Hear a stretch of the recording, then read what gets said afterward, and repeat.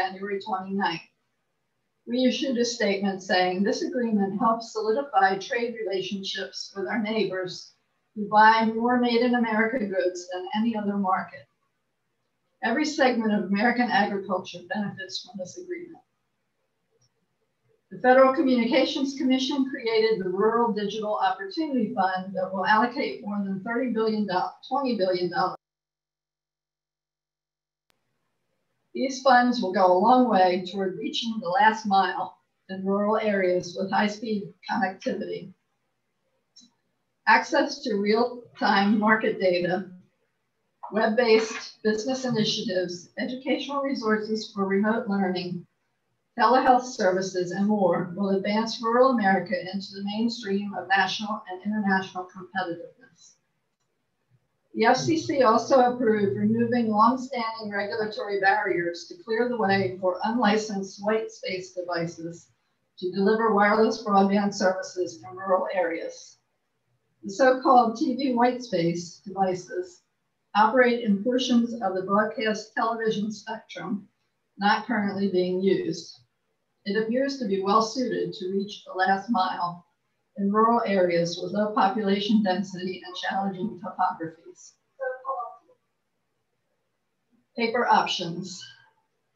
The National Grange and the Coalition for Paper Options have been waging a campaign to allow consumers the option to continue receiving paper bills, reports, statements, etc., instead of being forced to receive these electronically.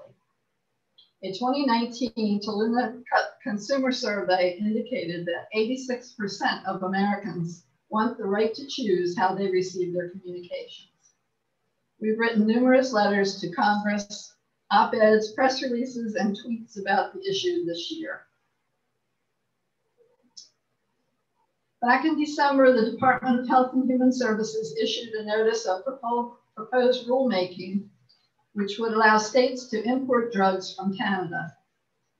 The problem is that Canada does not review, test, or approve drugs transshipped through Canada from a third country.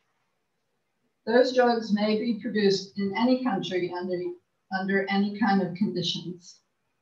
National Grange policy continues to oppose transshipped imported drugs from Canada because such drugs may be fakes that don't treat the patient's illness, may not contain correct ingredient combinations or levels for effective treatment, or may actually contain incorrect ingredients harmful to the patient's health. National Grange is leading a coalition of patient groups to raise awareness of these dangers of imported drugs.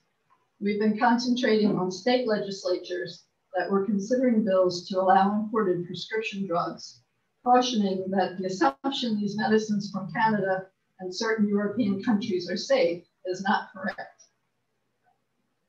On July 24th, the President signed an executive order that we fear will import drug price controls and restrictive healthcare systems from foreign countries. We issued a statement urging the administration to reconsider this proposal, saying cutting drug costs is a high priority for the Grange, but there are better ways to accomplish this. The fear is that the pricing index will not directly reduce out-of-pocket costs for patients, but instead restrict patient access to essential treatments and medication. The fly-in. In keeping with Grange tradition, the National Grange fly-in this year was to New Hampshire in February to experience the first in the nation presidential primary. The excursion included 30 Grangers from 8 states who worked on the various campaigns of their choice, watched the candidates debate, marveled at the vastness of worldwide media coverage, learned about the origin of the first in the nation primary, enjoyed breakfast compliments of New Hampshire State Grange at their headquarters, and ate seafood at the local favorite. We appreciate the planning and hard work of Grange members Bob Hefner and Tara Sad and their team of New Hampshire Grangers. Bob and Tara are former longtime majority and minority chairmen of the New Hampshire House Agriculture Committee. Later in the year, in preparation for the Democratic and Republican national conventions in August, the National Grange submitted policy statements to the members of both parties' platform committees. Grange emphasized several of its top policy priorities, including emergency access to rural broadband connectivity and access to rural health care. The statements emphasized the urgent need to create Wi-Fi hotspots in rural areas and small towns to deliver distance learning, telehealth, and telebusiness as COVID-19 continues and sweeps more remote areas of the country. The Grange also called attention to rapidly disappearing healthcare service as rural hospitals and clinics continue to close, and offered several recommendations for platform consideration. Thanks to our intern, Sean O'Neill, for putting those statements together. The early wins seem like so long ago because in mid-March, everything changed. Overnight, we were all ordered to isolate in our homes. Banks, restaurants, theaters, businesses, everything closed. And those who didn't have computers or internet service were left out. The president, governors, and mayors took drastic but necessary lockdown steps to limit crowds and movement to slow disease transmission. The stock market fell overnight and unemployment skyrocketed. Supplies of beef, pork, and poultry backed up at the farm as more and more processing plants closed periodically. Milk was dumped and vegetables plowed under as restaurant and school demand dried up and processing facilities and distribution channels struggled to change their packaging to accommodate retail trade and government purchase specifications. Farmers and ranchers suffered devastating losses as export markets fell to around 30% of normal volume, and overall farm gate prices fell 10 to 40% depending upon the commodity. Congress acted quickly and the president signed on March 27th the Coronavirus Aid, Relief, and Economic Stability Act, or the CARES Act, a $2.2 trillion relief package that expands domestic feeding programs, emergency food assistance, and suspends SNAP work requirements during the emergency. There's funding for hospitals, medical personnel, and scarce medical supplies, direct government payments to individuals, grants and loans to small business and industries, emergency education funding, deferments on federal student loan payments, added unemployment benefits, and $14 billion to replenish USDA's Commodity Credit Corporation Fund. The CARES Act also created a USDA Coronavirus Food Assistance Program, CFAP, to compensate farmers and ranchers for losses due to severe price declines between January 15th and April 15th. Payments were available to producers of dairy, livestock, commodity crops, and specialty crops. Additional specialty crops were added several times through the summer months. In September, USDA approved a CFAP 2 program with another $14 million to cover farmers' losses after April 15th. The CFAP program has been invaluable for keeping farmers afloat when their incomes dropped precipitously because of food chain disruptions.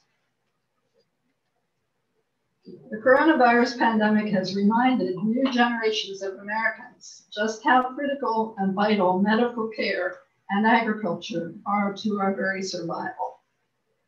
We are so grateful to the doctors, nurses, technicians, first responders, researchers, laboratories, and so many more.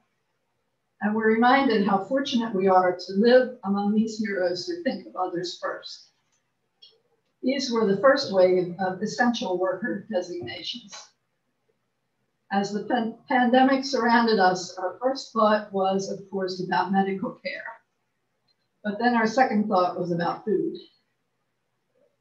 The second category of essential workers were those links in the food chain who continued in overdrive to make sure we have access to the food we need.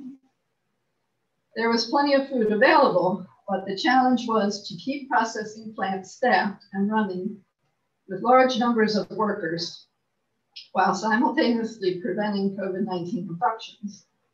to ensure a steady supply moving to the grocery stores.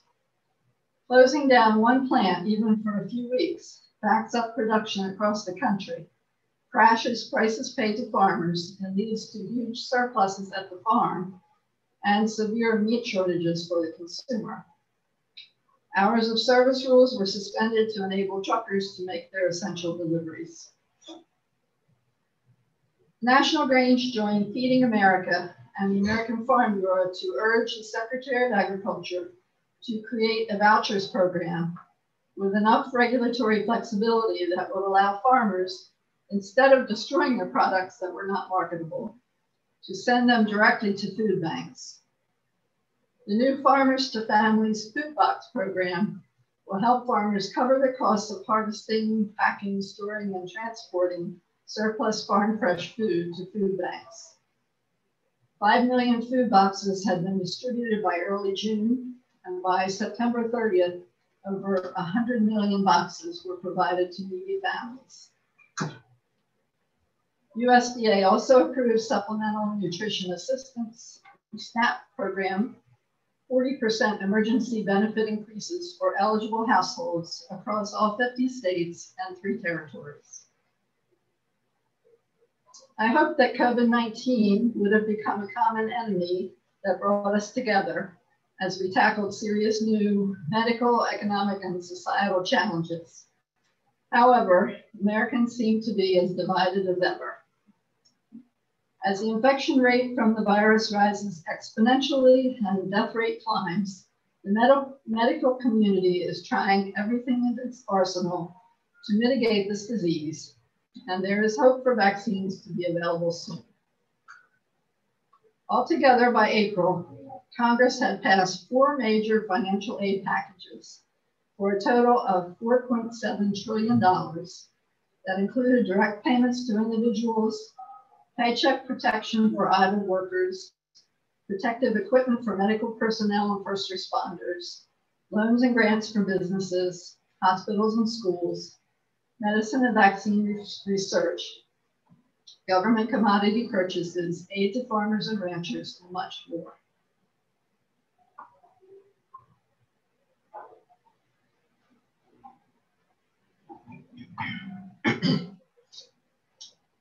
Rural broadband.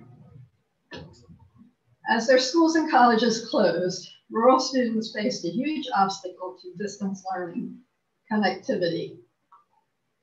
Rural broadband went from important to essential overnight. The digital divide was exposed as wider than anyone realized when millions of students were unable to learn from home. Nearly 12 million rural students lack reliable broadband access at home, and so could not participate in school during prolonged closures. Routine medical appointments were unavailable. We probably won't know the effect on overall health for years. While great progress has been made in high-speed broadband deployment in the past few years, there remain huge gaps in rural connectivity yet to be filled. As the COVID-19 pandemic became a national emergency in mid-March, FCC Chairman Pai proposed and 785 broadband and telephone service providers signed the Keep America Connected pledge to not terminate service and waive late fees for non-payment of bills due to the pandemic, and to provide Wi-Fi hotspots to anyone who needs them. In addition, many providers said they would prioritize connectivity needs of hospitals and healthcare providers, work with schools and libraries on remote learning opportunities, and relax data caps and overage fees. How many rural Americans lack access to broadband internet? Well, somewhere between 17 and 42 million. The previous method of FCC mapping was largely inaccurate to show actual connectivity in rural areas. Congress passed the Broadband Data Act this spring to create more accurate mapping so public and private investment in rural broadband can be directed to where it's really needed. The Grange has urged Congress to now commit full funding to implement the act. Current broadband mapping cannot accurately delineate the underserved areas of rural America for effective targeted broadband investment. In March, I was appointed to the deployment working group of the FCC Precision Agriculture Task Force to develop recommendations for facilitating the expansion of broadband connectivity to agriculture lands as well as rural households. Precision agriculture can do much to increase productivity and income on farms, as well as protect our environment by more targeted use of inputs, but it needs access to the internet. I also participated on a panel hosted by the Connect Americans Now coalition, focused on the urgency to address the digital divide, the progress that has been made to clear regulatory hurdles, and actions Congress can take to allocate funding to most rapidly and cost-effectively close the broadband gap. I was a panelist in mid-August on the AgriPulse webinar, Why Broadband is Important for Growing Sustainable Food. Panelists also included Shirley Bloomfield, CEO of NTCA, the Broadband Association, and Tom Vanderloo, Vice President of Sustainability for the United Soybean Board. National Grange continued our support of the Lifeline program this year. We wrote to House Speaker Pelosi, Senate Majority Leader McConnell, and members of the House and Senate Commerce Committees, alerting them to recent actions by the FCC that could seriously impact Lifeline voice and broadband services. The FCC proposal, if enacted, would mandate a significant increase in co-payment from Lifeline subscribers in this uncertain time, making the service unaffordable for many. Lifeline is a federally subsidized voice and broadband program specifically for disabled, isolated, chronically ill, elderly, and low-income citizens and veterans. In September, we had a phone call with White House Public Liaison and the National Economic Council on the same topic, asking them to urge the FCC to postpone the changes. The Postal Service. One of the biggest focal points for political drama this summer was the U.S. Postal Service. Representatives of both political parties, the union, the media, the president, Hollywood, and conspiracy theorists were all engaged in spreading rumors about the subject of mail delivery. Undoubtedly, the Postal Service faces challenges that require congressional action to solve. But in the meantime, we needed to get through fall elections and a pandemic. The prior postmaster, Megan Brennan, who spoke to the National Grange at our 150th annual session, made recommendations to reduce costs by removing underperforming mailboxes, sorting machines and routes, and cutting overtime. When the new postmaster, Louis DeJoy, took office July 1st, he tried to make these changes. However, the timing was wrong. Carrying out these efficiency measures as if we are not in a pandemic with an emphasis on voting by mail will not work. The pandemic has changed everything about normal life, and the USPS is no different. Mail volume has dropped from 213 billion to 140 billion items over the last 14 years, but it is still an essential service, especially for rural America. There are two major factors that frame the post office debate for the Grange. Mail is an essential service. Rural America needs the post office to deliver mail and bring supplies, medicines, groceries, ballots, and more to citizens in remote areas and to isolated populations throughout the country. Secondly, business efficiency. The post office will have to operate effectively and efficiently going forward without regular cash infusions from the federal government to continue operations.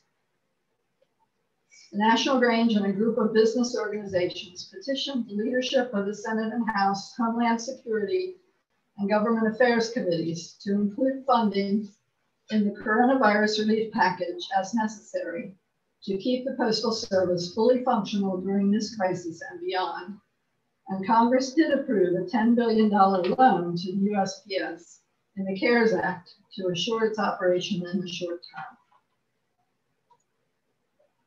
term. Future issues. Telecommunications. The pandemic caused disruptions to daily life have done more to raise awareness of the rural-urban digital divide than anything for a decade. Students cannot attend classes and do homework without dependable internet. Telemedicine is useless without dependable internet. Telework doesn't happen without dependable internet. Congress and the White House responded in 2020 with levels of funding not imagined a decade ago. The FCC began an auction on October 29th of unused spectrum under the Rural Digital Opportunity Fund. Phase 1 will target those areas that are wholly unserved by voice and fixed broadband networks with minimum speeds of 25.3, and will prioritize faster speeds and lower latency bidders.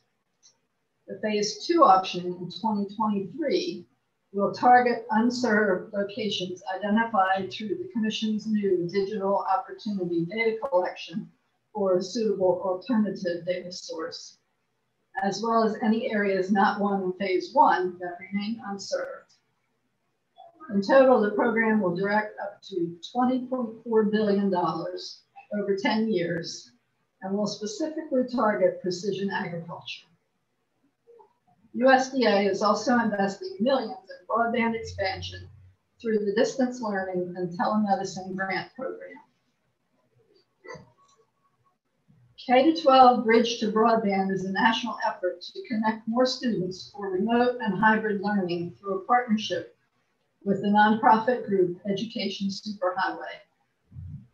The program enables school districts to identify students without broadband and purchase service for low-income families.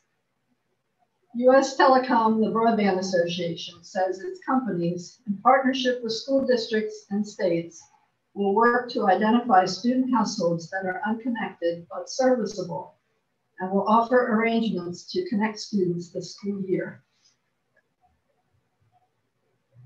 NTCA, the Rural Broadband Association, is also collaborating on the project.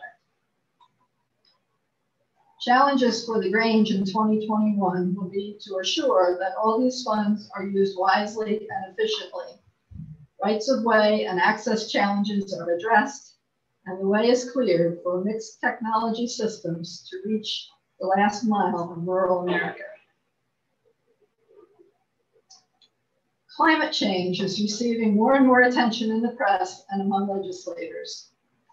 The House Select Committee on the Climate Crisis released a 547-page report in July, which could serve as a blueprint for Democrats next year.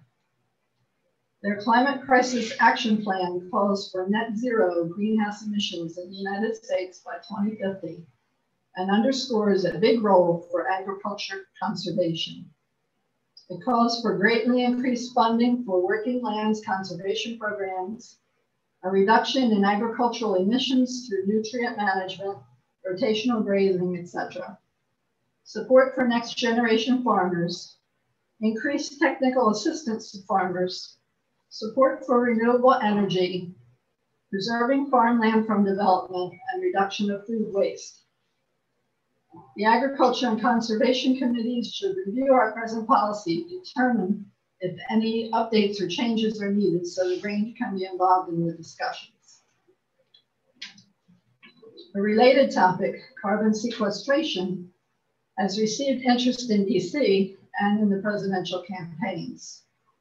The bipartisan Senate bill is garnering support that would give USDA a key role in overseeing voluntary agricultural carbon markets. The Growing Climate Solutions Act would create a USDA system for certifying third-party verifiers and technical assistance providers. Farmers and ranchers could receive assistance and incentives for implementing practices which reduce carbon emissions on their operations. In addition, they could sell excess carbon credits to commercial firms who exceed their carbon emission cap. During a Senate Agriculture Committee hearing on June 24th, the bill appeared to have broad support among committee members. Gene editing. Recent advances in gene editing offer promising opportunities to mitigate emissions from agriculture and other sectors, and to capture carbon from the atmosphere. Gene editing differs from genetic modification, or GMOs, in that it is not random.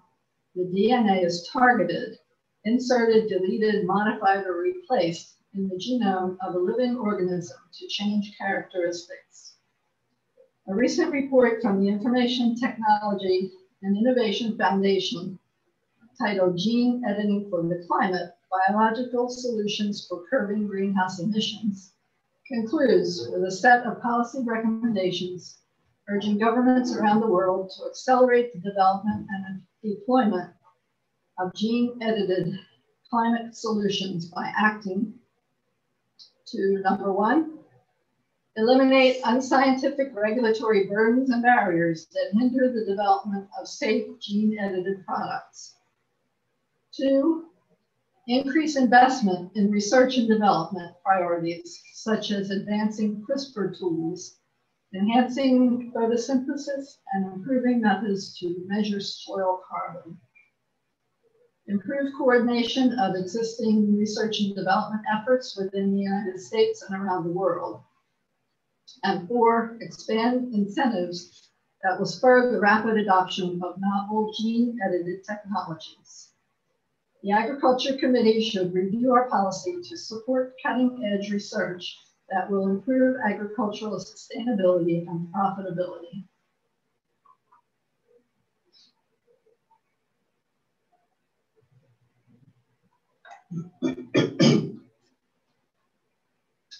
Food security.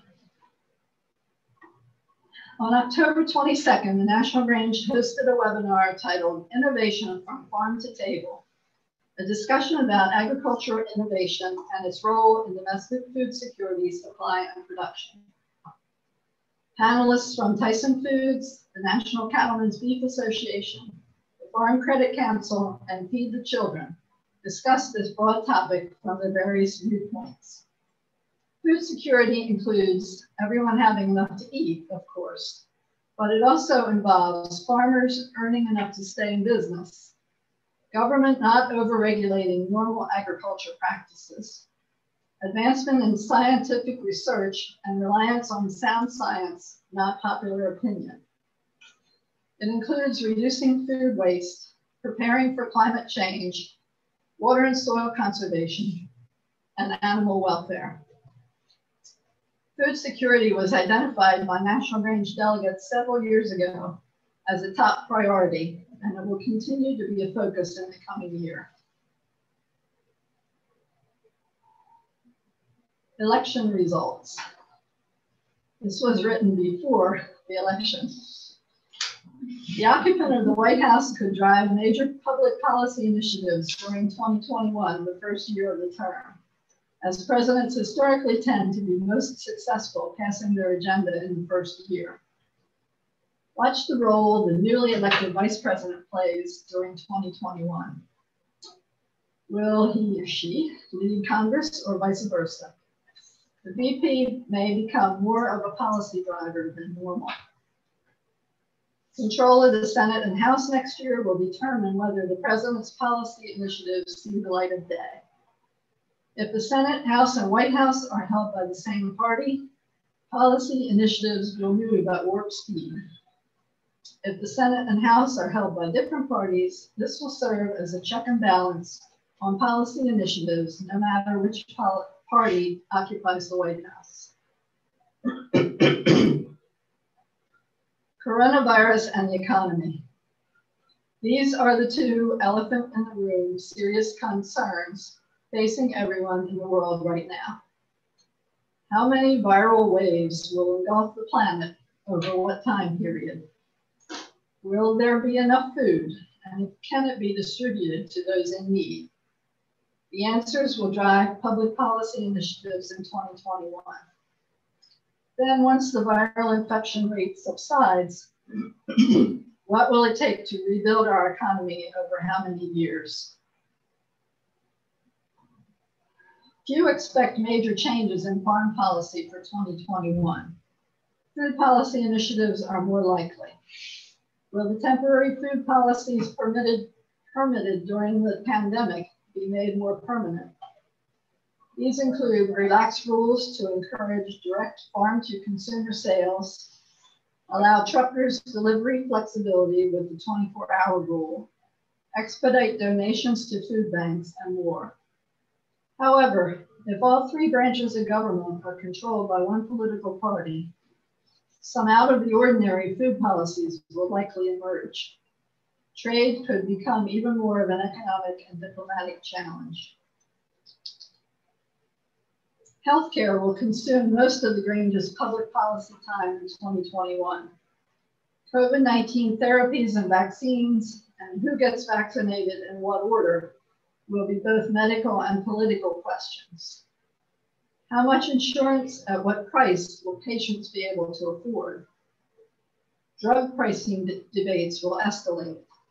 Treatments for chronic pain to move patients away from opioids and other addictive drugs look promising. The Grange will continue to be involved in many different healthcare issues in the coming year. Taxes. The COVID-19 relief packages have added immense deficits to the country's debt. How soon will we begin making payments against that debt? And who will be taxed to make those payments? At least some tax policy discussions will likely take place in 2021. The direction of those tax discussions will largely depend upon the Senate and White House. Be on the lookout for a rollback of the latest tax cuts, a corporate tax increase, an increase in the capital gains tax rate, higher taxes on the nation's wealthiest individuals, and higher death taxes on estates. A divided nation. A September poll by the Committee for a Responsible Federal Budget confirms Americans lack consensus on national goals and have starkly different views about the future direction of the country. Democrats rank improving healthcare affordability and improving racial injustice as top priorities. Republicans rank having a strong and growing economy and putting America first as top national priority goals. Overall, however, more than 80% of Americans hold such values as free speech, equal justice under the law, and ensuring everyone has an opportunity to succeed as defining national values. According to Michael V. Murphy, the committee's initiative director to address the root causes of our growing divisions, observed, "One thing this poll tells us is that efforts to unite our divided nation are going to have to start at the community level, where people come together every day to solve hard problems and work toward the common good. Here is our opportunity for Granges to make a difference." 2020 has been an extremely challenging year for the Grange, our government, and society around the world. We have all examined our lives and all their busyness and discovered what is really important to us and what we can do without.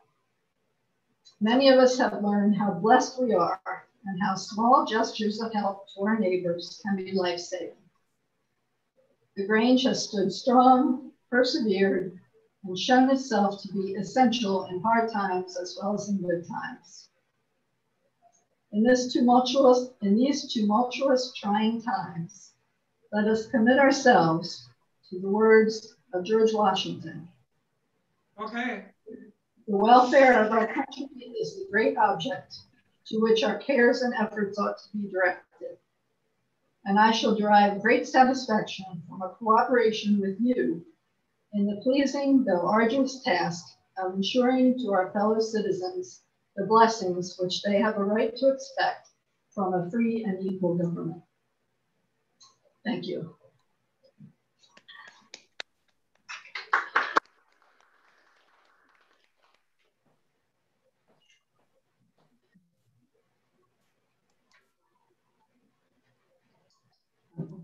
And who's unmuted? Bill? Worthy Master, or Worthy President, excuse me. We thank you for this very nice and expansive external address for the people, not only for the Grange members, but for the people of the United States. It has been a pleasure to listen to this, and I'm sure that if we were all there, you would have got a very loud applause for this great speech. So again, thank you from all of us for the work you do and the work you put forward. And we're looking forward to working with you again in the next year. Thank you. At this time, I'm going to call the meeting back to order. We're the overseer, are all present correct to remain with us? They are, Worthy Master. Worthy Stewart, you will inform the gatekeeper that we are now at work in the 4th degree. You have to unmute yourself, Chip. You don't have to sign any of this stuff. The Worthy Master directs me to inform you that we are back at work in the 4th degree. It is now my pleasure to assign certain areas of the President's external address to the committees. This will take a couple minutes, and this is mainly to give our President a few minutes to relax. On page 1, under paper options, that has been assigned to citizenship and taxation. We go on to page 2, the second paragraph under imported drugs is assigned to education and health. If we go to the bottom of page 2 and the top of page 3, COVID-19, the first 2 paragraphs under that, starting with the early wins, seem like long ago, will be assigned to agriculture.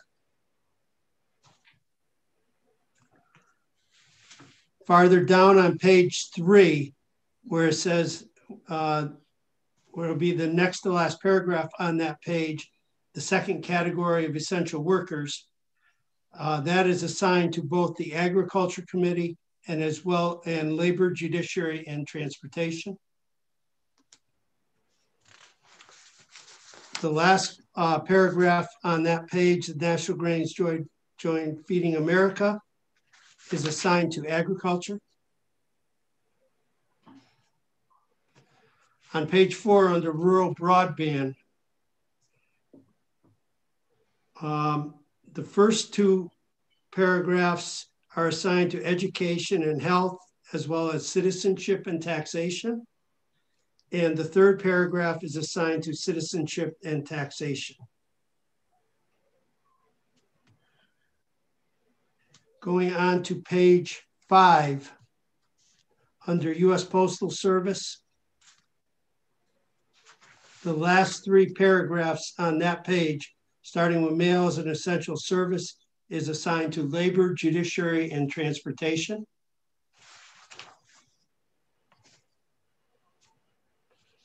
On page 6, under telecommunications, the first 2 paragraphs are assigned to citizenship and taxation. The third paragraph is assigned to education and health. And the 4th paragraph is assigned to citizenship and taxation, as well as education and health. Under climate change on page 6, the first paragraph is assigned to both agriculture and conservation committees. The second paragraph that's at the bottom of page 6 and the top of page 7 is assigned to agriculture. The whole section on gene editing is assigned to agriculture, as well as the whole section on food security on page 7. Going on to page 8, healthcare is assigned to education and health. Taxes are assigned to citizenship and taxation. And on page 9, a divided nation is assigned to the Grange Growth Committee. If there is no objection, I will order this, the President's external address for 2020 printed in the journal. Do I see any objection? Seeing none, I order it printed. And worthy master, just before I return the floor to you, I would like a point of personal pleasure in that the gavel I used today made a full circle.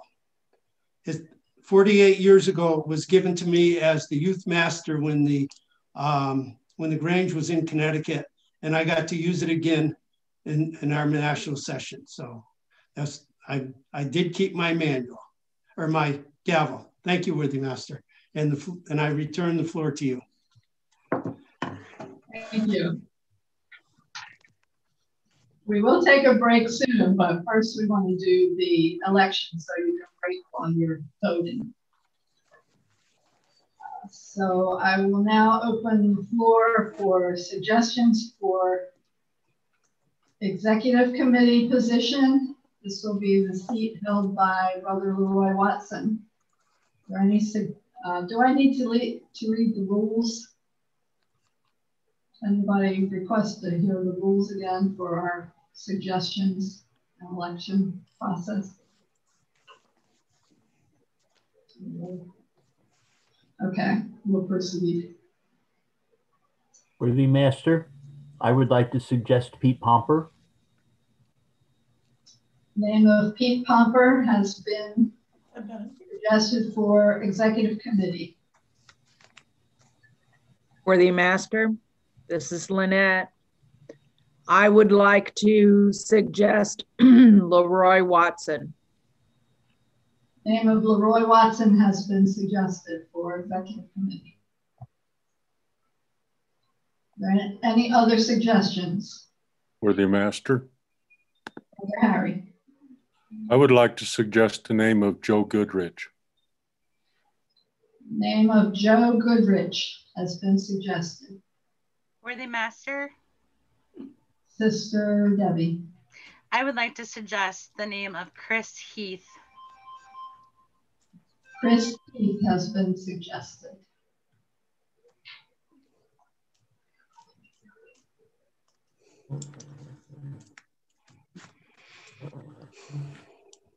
Any other suggestions? Are there any other suggestions? Worthy Master, Brother Johnston. I'd suggest the name Jimmy Taylor. Name of Jimmy Taylor has been suggested.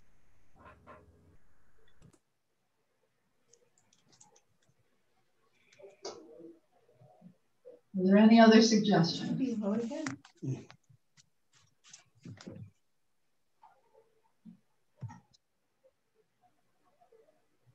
Any other suggestions?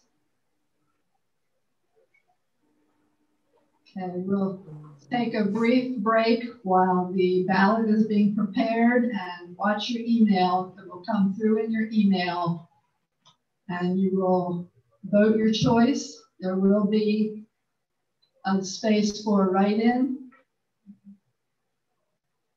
and return them as soon as possible. As soon as we get that result, we will receive suggestions for the second executive committee seat.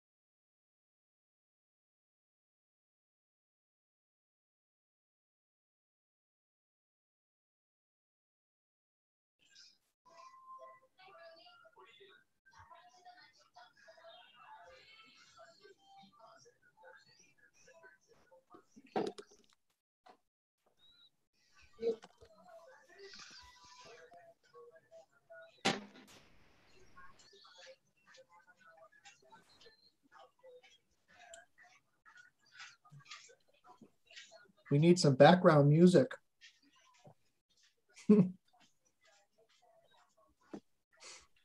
Sing for us, Walter. Oh, no. No. Chris Hamp, don't you have a story to tell us? Should have is this where we should have the Jeopardy theme song going? See, that's it. I do have several stories, but I haven't been given the go-ahead to give any of them yet. What do you get when you cross a turkey with a centipede? Enough drumsticks for everybody.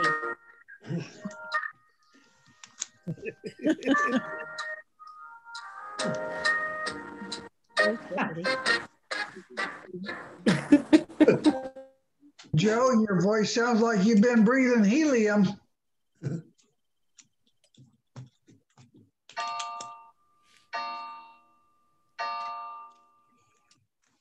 So lunchtime in Illinois.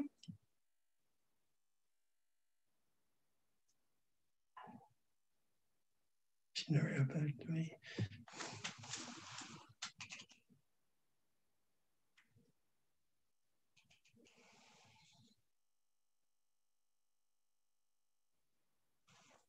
And Stuart's collecting the ballots. Has everyone voted who desires to do so?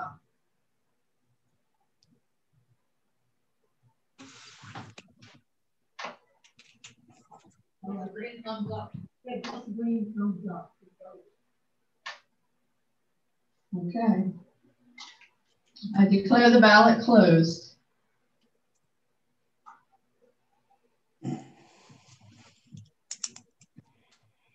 So Bruce, should send it to Bruce?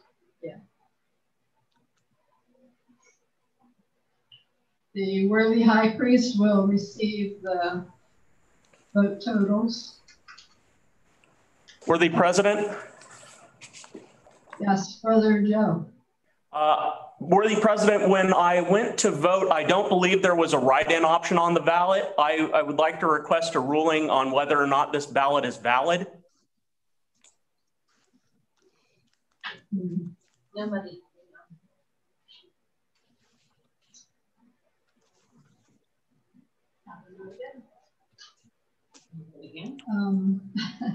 Having had a preview, we have to vote again anyway, so we will put a write-in on the new ballot.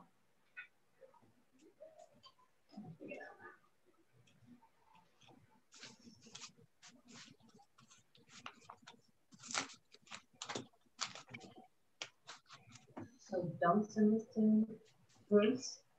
Yeah. Still send it to Bruce. Go ahead.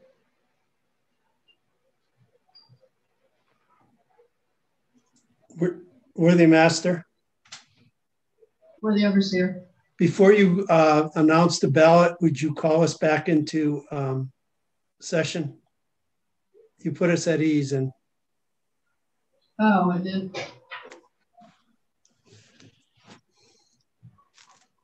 I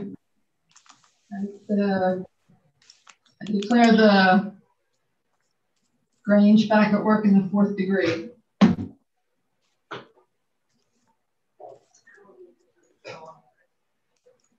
And also, Worthy Master, do we have a total number of votes that are acceptable?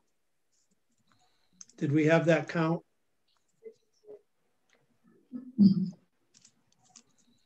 For the secretary, do you have a total number? We were missing one. Brother Jim Foster, I believe, joined. Jim Foster did join? Yeah. Oh.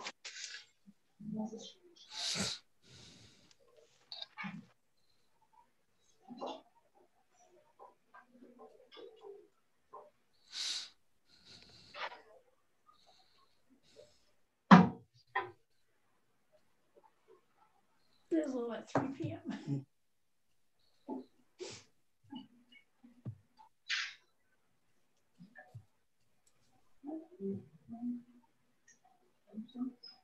I think 52.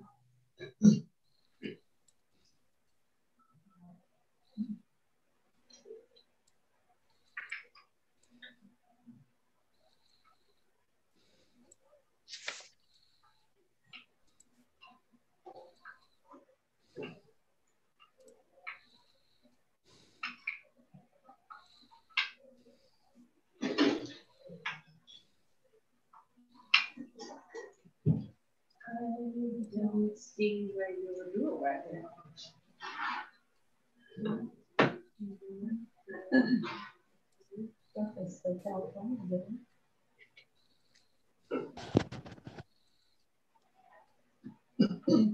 Are you ready for the announcement, Worthy Master? Yes, Worthy High Priest. Okay. The results of the ballot are for Leroy Watson, 19. For Pete Pomper, 9. For Joe Goodrich, 5. For Chris Heath, 3. I have for Chris Heath, 2. For Jimmy Taylor, 7. For a total of 45 votes cast.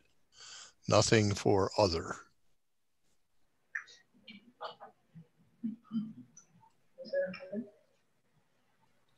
So there is no election. We'll send another ballot out in a minute. Are there any other suggestions? Can I ask a question? Yes. When each of us are voting, we kind of like he voted, then it seems like we went back in. So we want to make sure that we each got a vote in. We weren't sure if that's how it worked. No. Do you need it? Do you need her email address to send one to Kathy also? I sent an email to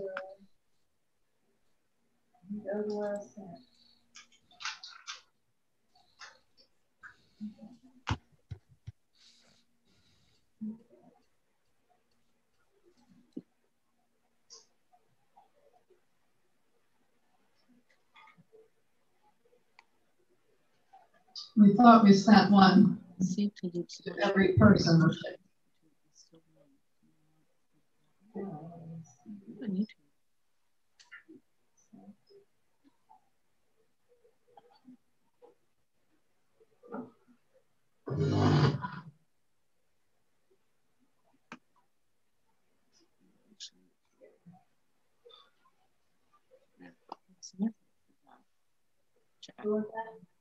Kathy Gibson.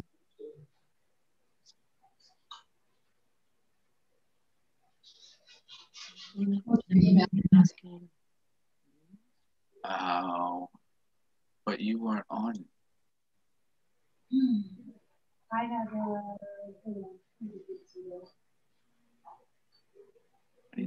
Yesterday about email address. Try to put in Kathy Gibson in your email.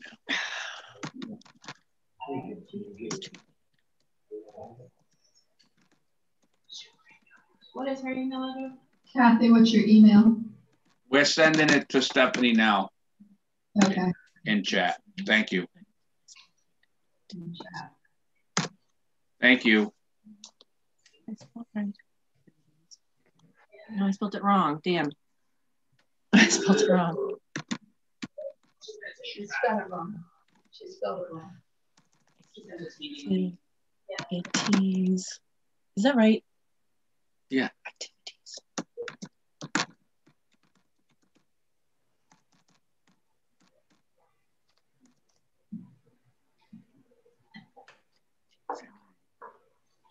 Activities. Yeah, correct.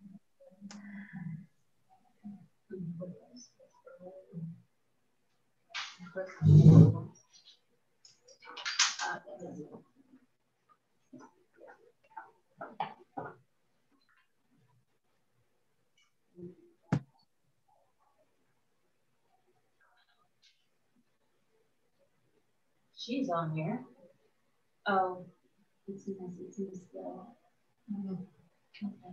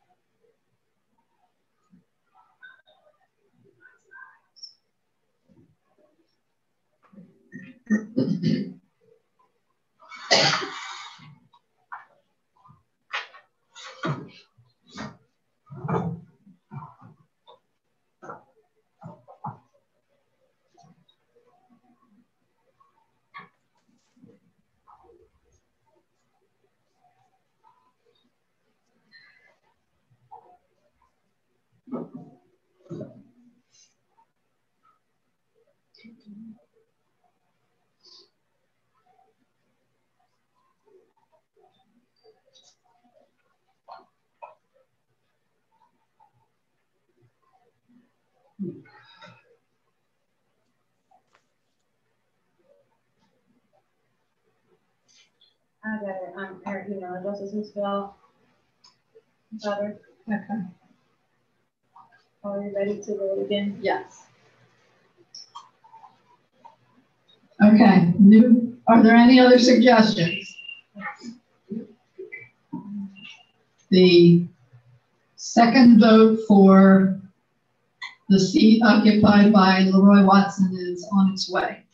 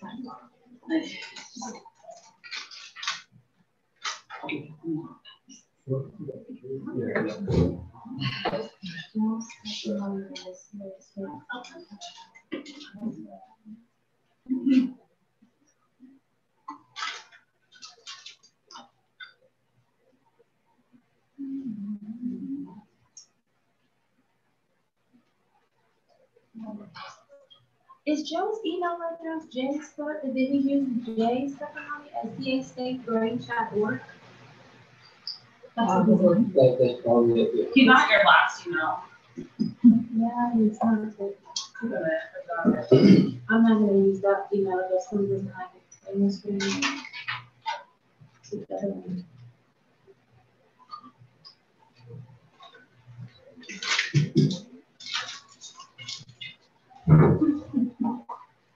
So,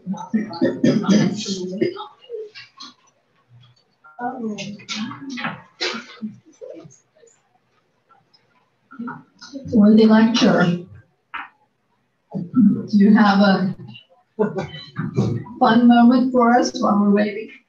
I think they can vote and listen at the same time. Worthy President, I do. How about, let's talk about 100-year anniversaries in 2020. Of course, we all know that 2020 marks 100 years since women gained the right to vote in the United States with the passage of the 19th Amendment on August 18th of 1920. But what else did 1920 bring us? How about Band-Aids? Anybody around to wear the first Band-Aid? How about the NFL, the ACLU,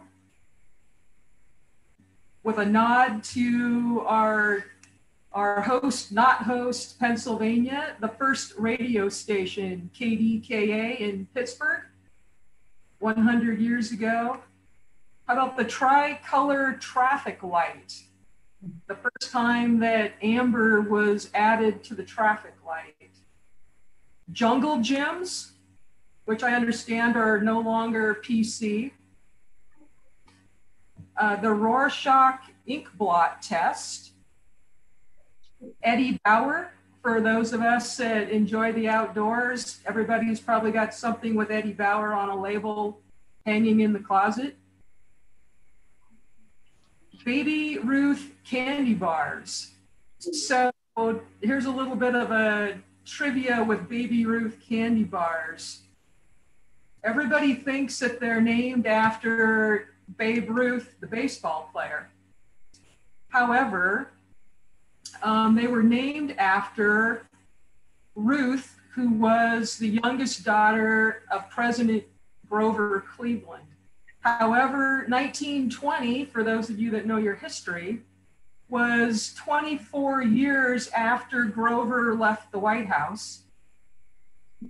And in this way, they didn't have to negotiate an endorsement deal with Babe Ruth. So the candy bar company claims that they named them after the president's daughter, when in fact that company actually was on the same street as baseball in the city of Chicago. So kind of an interesting way to get around an endorsement deal with the Babe.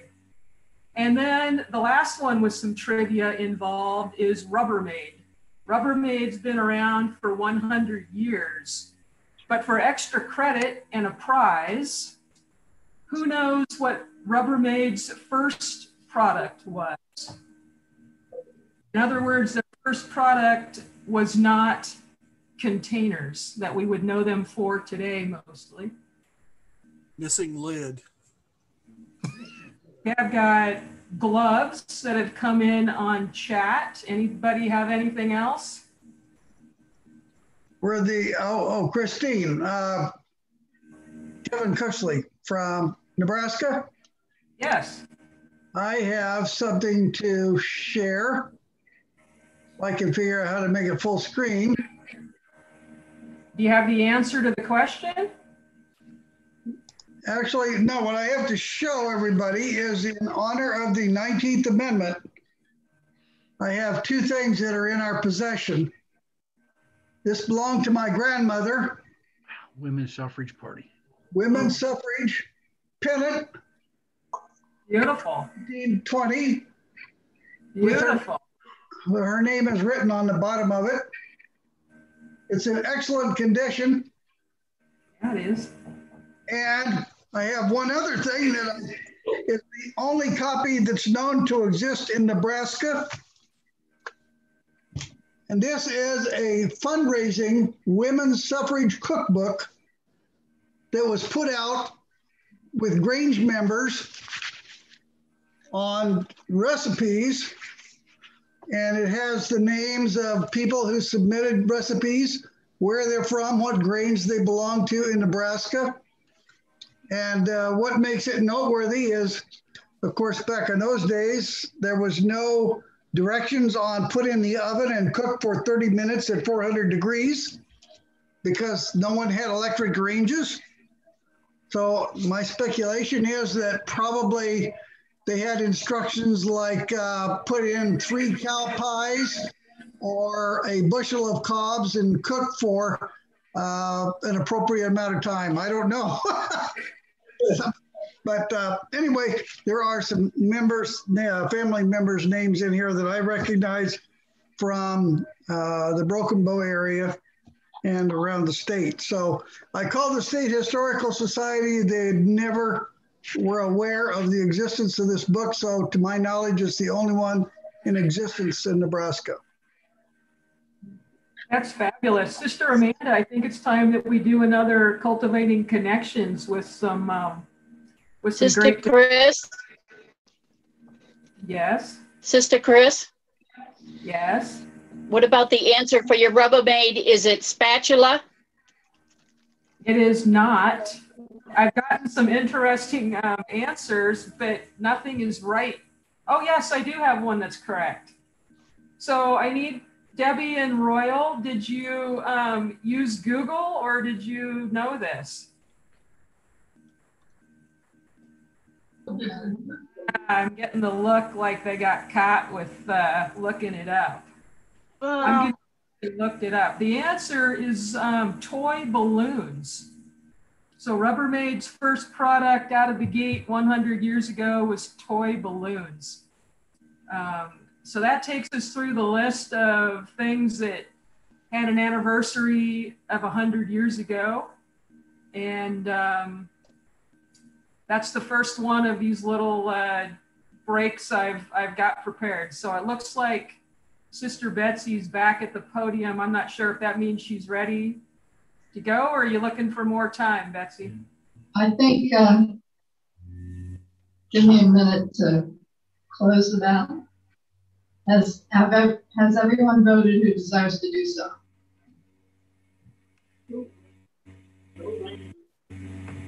Okay, I declare the ballot closed. Results will go to the high priest.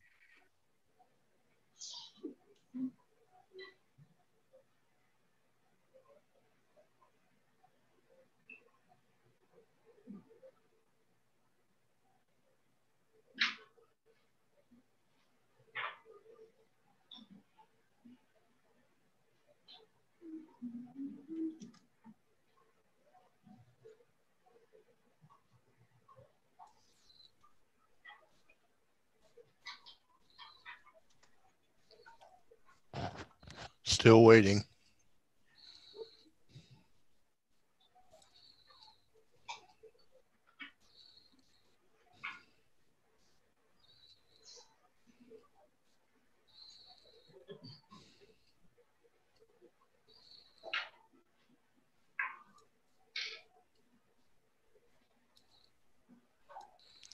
Okay, I have the results. Are you ready, worthy master? Yes, worthy high priest. Okay. Leroy, okay. This does not give me the total number of votes cast.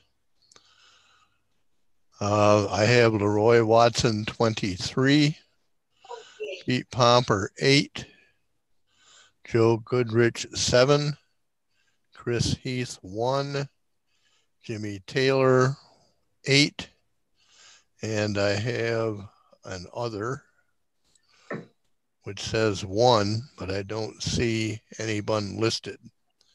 That's 9, 10, 17, 25. Appears we have 48 votes cast this time. Yes. There is no majority.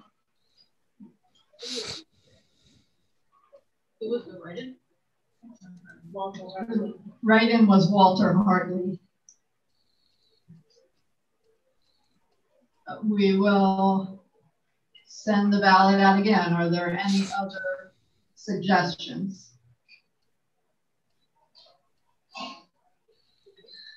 Okay, we should receive another email momentarily.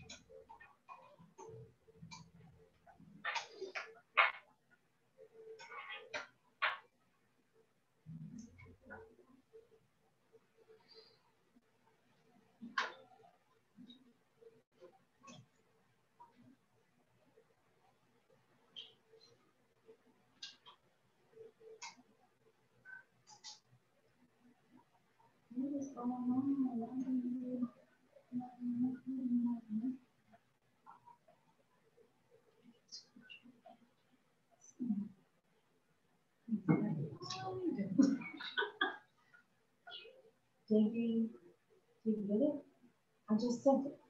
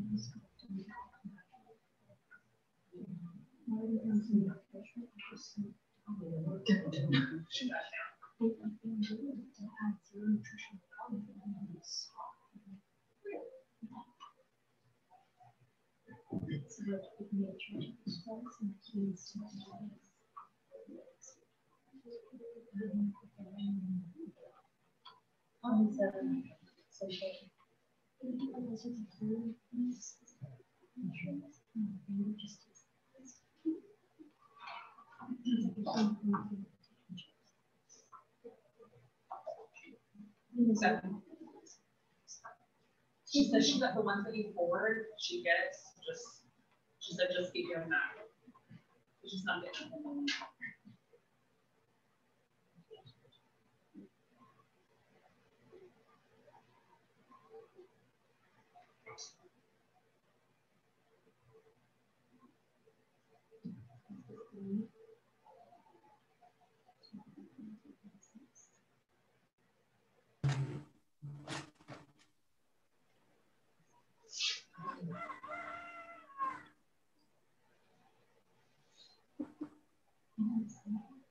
Somebody's rooster's crowing. Whose chickens are? That would be mine. That would be mine.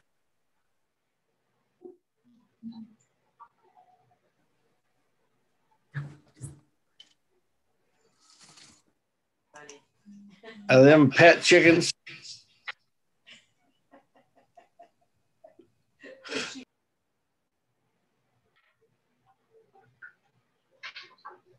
I said maybe, but I wouldn't try to pet him. Renee's got the baby going. Well, now they're both going. Worthy Master. Yeah, Brother Hartley. Nettie just got home from school and wanted to say hello to you and everybody else before she started her homework. Hi, Nettie.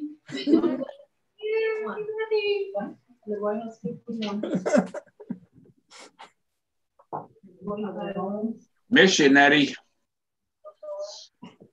I miss you all too. She misses most of them. She misses people.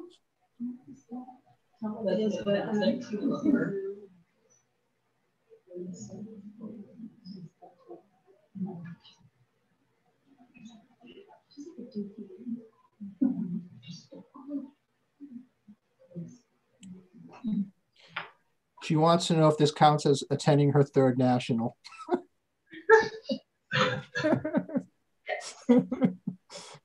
The majority here says yes. She says yes. All voted who desire to do so.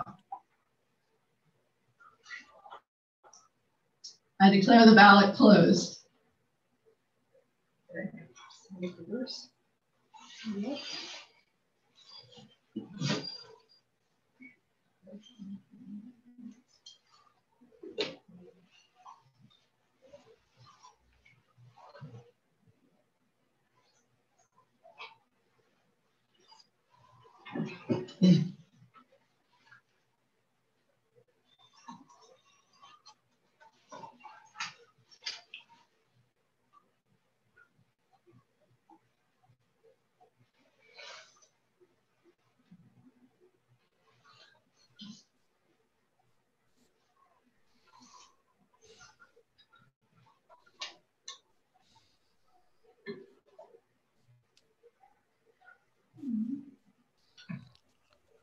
Worthy Master, the results are in.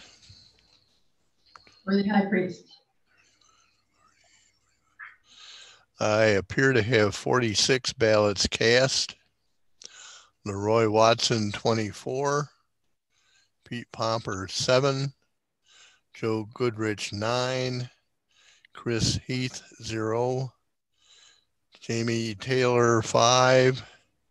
And other, 1.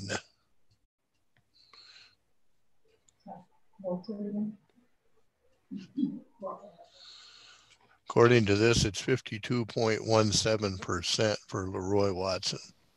Thank you. Brother Leroy. Worthy President. There you are. You have been elected to a 2-year term on the executive committee. Will you accept? Worthy President, I am humbled to receive the confidence of the delegates to serve on the National Grange Executive Committee, and I pledge that I will exercise that service always to the good of the order. Thank you very much. Thank you.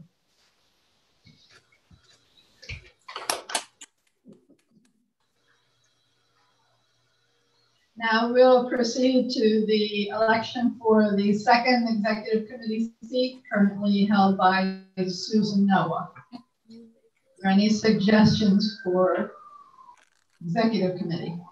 Worthy President. Brother Pete. I suggest Susan Noah. Susan Noah has been suggested. Are there any other suggestions? No, they're not going to see it. Now listen, nobody else. They were just after you. Are there any other suggestions?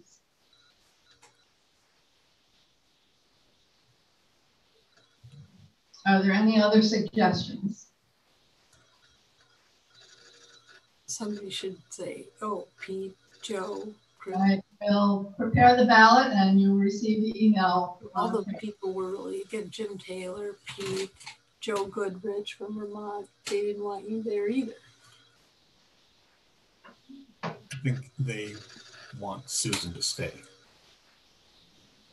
No, I meant for your position. Mute your mics, mute your mics.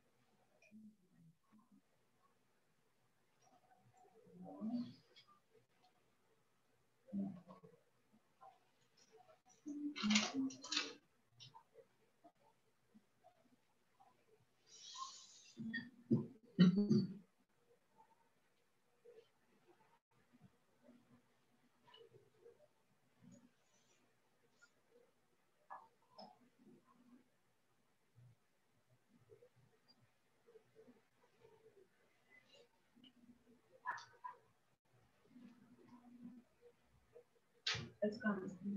4 so far. Yeah.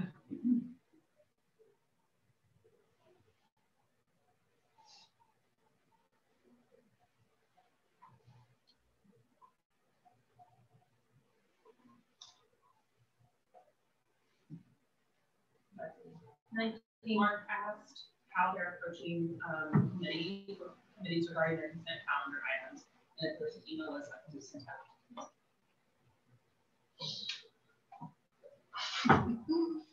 You have one? That's good. 32 so far. Or do you want them to just be on citation?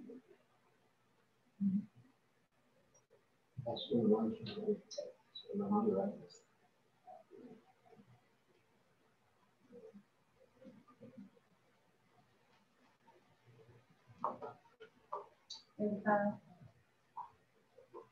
She's at 80%.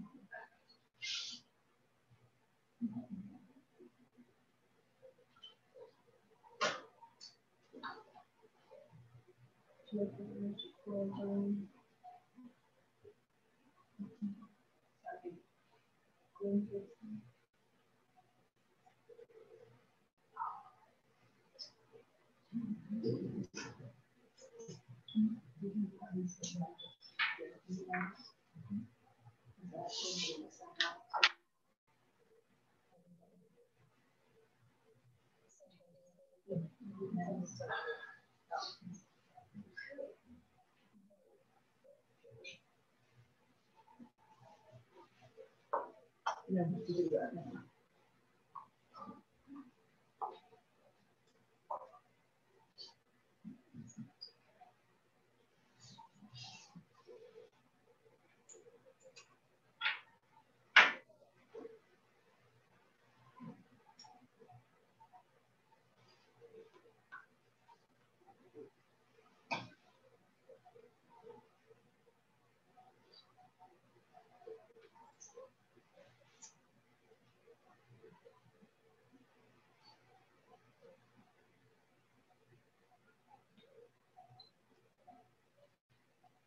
She's 40 people have voted so far.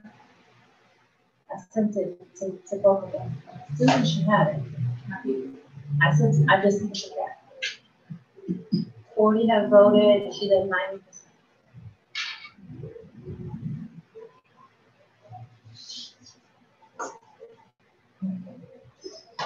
Still at 40.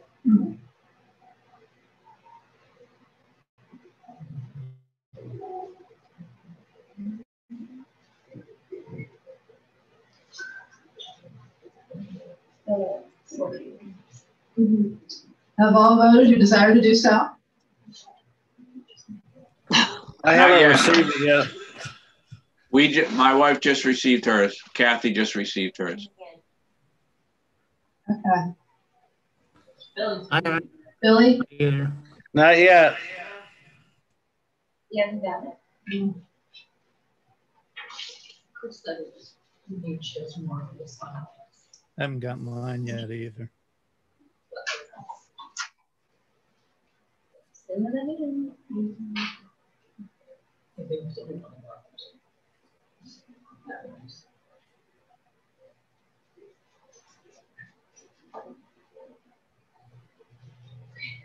Worthy Master?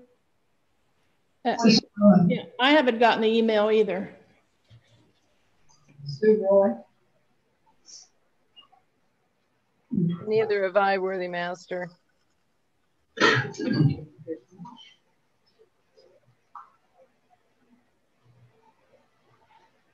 Worthy Master, this is Roger. I haven't got one either. Roy is 4-43081. I had to go in and refresh every time in order to get it, or go out and go back in. Huh.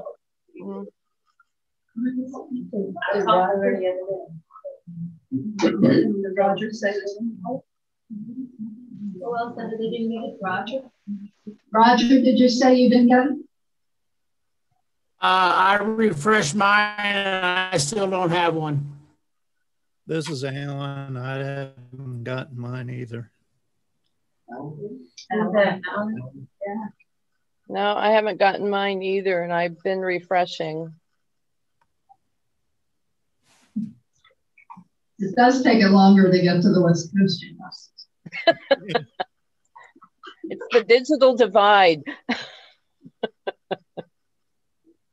Montana got theirs and it voted. What'd she say? Montana, yeah. Special. Just got. I sent the Rogers to you. Susan. Oh, what? Worthy Master, are we going to make sure that they were postmarked in the correct time to? Absolutely. Remove the box.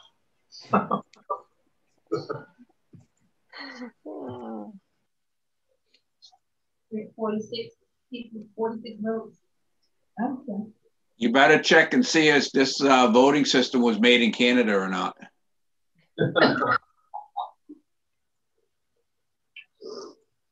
All right, who's still missing? Maybe it came from Russia. Have all voted who desire to do so. We have 46. I still haven't gotten the email. No, I haven't either, but.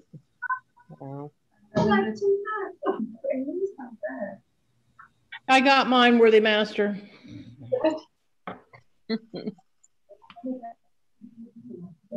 Oh, finally. Susan Noah. I just got mine. Susan Roy or Susan Noah? Noah. Okay, so Who'd you vote for? It's a secret ballot.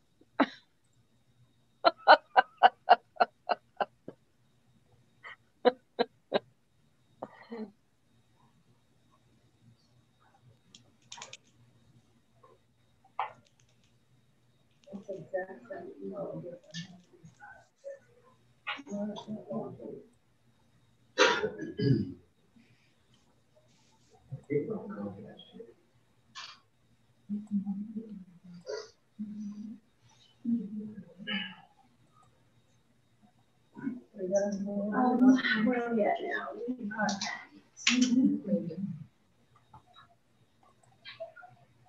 Okay. And Susan has 89%.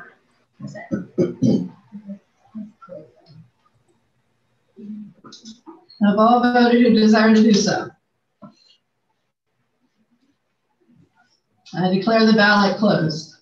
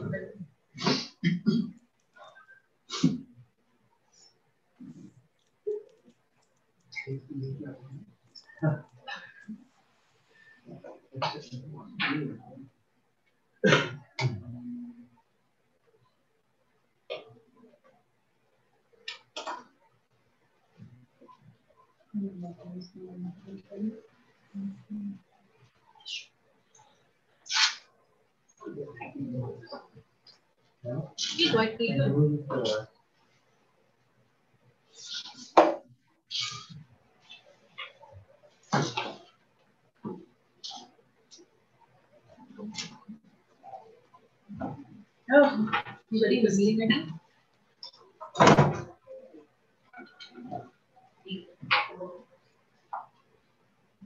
It keeps pacing. Oh. No problem.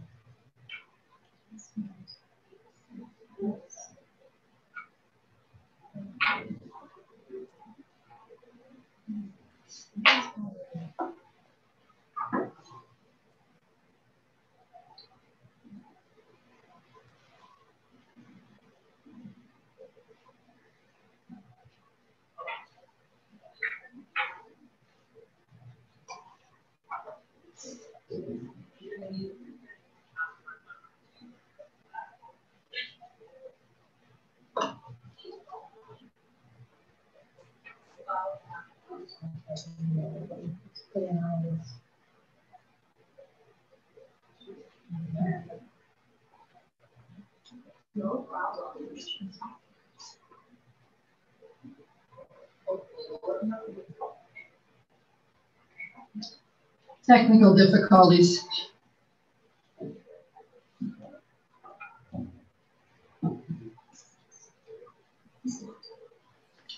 Master, is this our argument for improved rural broadband, perchance? I'm just really glad we only have 2 officers to elect this year.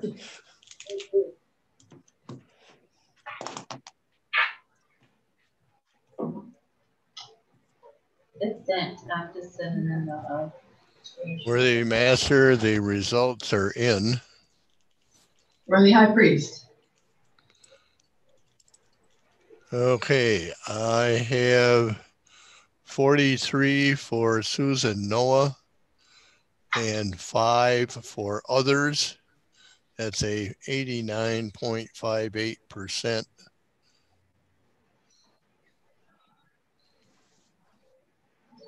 Sister Noah, you have been elected to a 2-year term on the executive committee. Will you accept the office?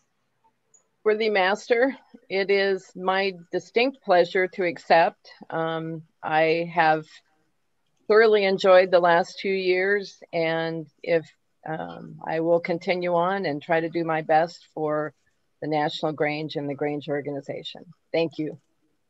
Thank you.